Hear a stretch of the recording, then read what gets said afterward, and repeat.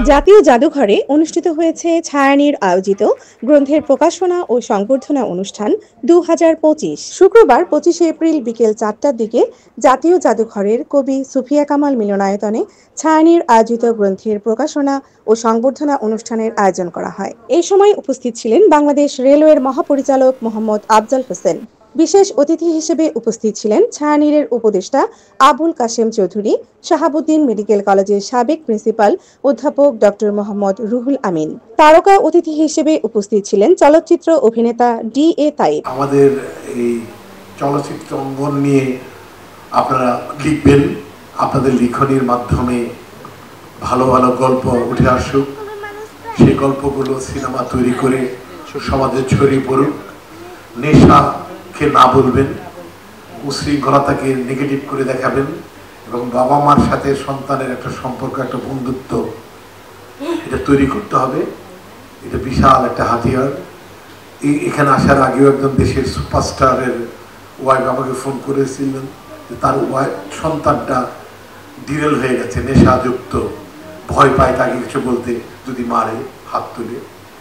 এইরকম সম্ভাবনা যেন কোনো পরিবারে না আসে যে সন্তান দিকে তার অভিভাবক ভয় পাচ্ছে, জন্মদাতা পিতা মাতা যারা জন্ম দিয়েছেন তারা ভয় পাচ্ছেন। এর থেকে সরিয়ে রাখতে চাইলে শুধু আমাদের শিক্ষা এবং শিক্ষামূলক সমস্ত প্রচারণা করতে হবে। আবার হয়তো দেখা হবে ছায়ানীড়ের আরেকটা প্রোগ্রামে। এই সময় আরো উপস্থিত ছিলেন ছায়ানীড়ের নির্বাহী পরিচালক মোহাম্মদ লুৎফর রহমান, ছায়ানীড়ের প্রশাসনিক পরিচালক শাহনাজ রহমান প্রমুখ। বিকেল 5টা 30 গ্রন্থের 5টি বইয়ের মোড়ক উন্মোচন ও সংবর্ধনা দেওয়া হয়। যিনি অল্প হয়ে আবার একটা করতালি সবার আগে সবার কাছে দেওয়া অত্যন্ত শিক্ষার লাগে। Sales manager national agri care group Rahman Pavel, Rafiqul Islam সদস্য পরিকল্পনা অনুমোদন।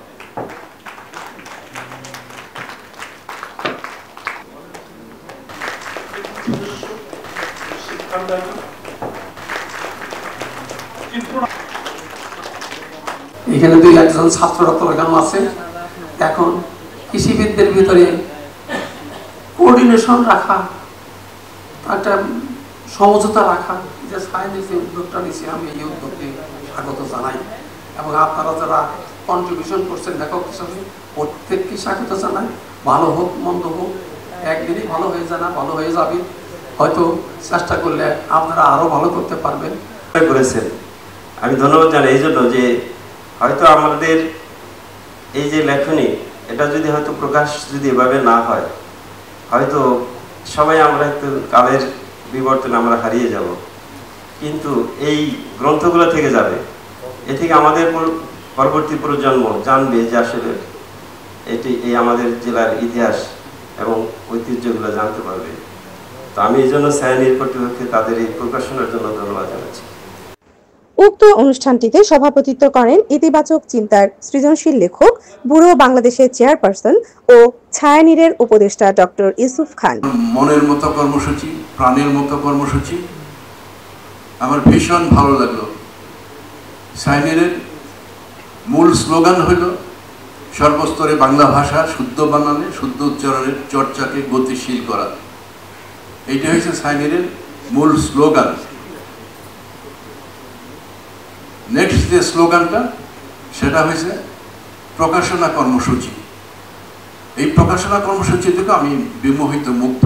যত দিন যাচ্ছে